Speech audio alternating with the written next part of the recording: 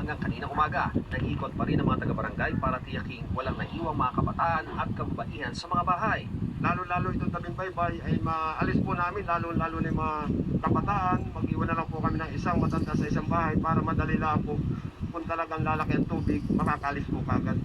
Pero may ibang residenteng sadyang hindi kaagad makalikas. Kami naman po ay lilikas din mamaya. Bakit ayaw niyo po ngayon? May mga gamit pa po kami tsaka pagkatapos kong pagtaas ng bangka. Ang ama ni Dayan, sinikap isalba ang kanilang mga bangka na nasa dagat kahit kasagsagan ng bagyo. Itinali ito sa bakawan at mga bahay para di tangayin ng alon.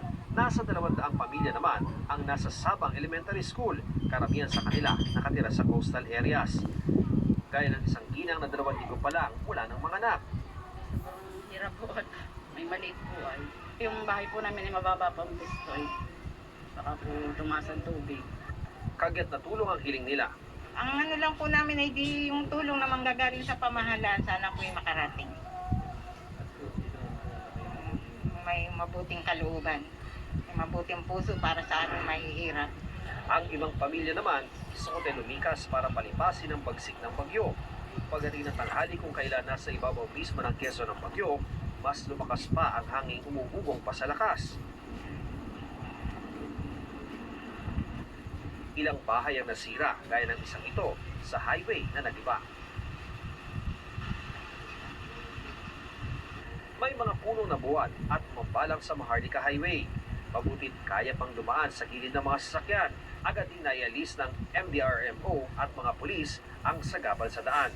Sa bayan ng Lopez, ilang residente ang nasira rin ang bahay na gawa sa light materials.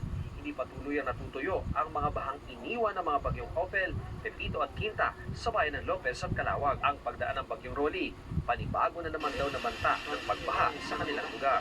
Si Aling Burley Imperial na nakilala namin noong bagyong Pepito, nasira na naman ang bahagi ng bahay sa pagdaan ng bagyong Rolly. Hinatira namin siya ng tulong mula sa GMA Kapuso Foundation.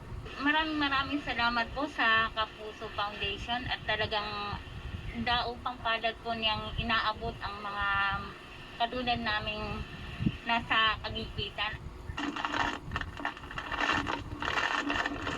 Nagkaroon naman ng storm surge sa Tagkawayan. Inabot at nasira ang ilang bahay. Umabot sa 800 pamilyang likas mula pa kagabi. Karamihan ay mga bata, matatanda at may karamdaman. Nabuwal din ang maraming puno. Nakaranas din ang bayan ng malalakas na ulan na sinabayan ng bugso ng hangin. Malalakas na ulan at hangin ang nanalas sa bayan ng San Francisco. Pati na sa Gumaca. Kaninang umaga, ilan nagsasayaw ang mga puno sa lakas ng hangin sa Polillo Island.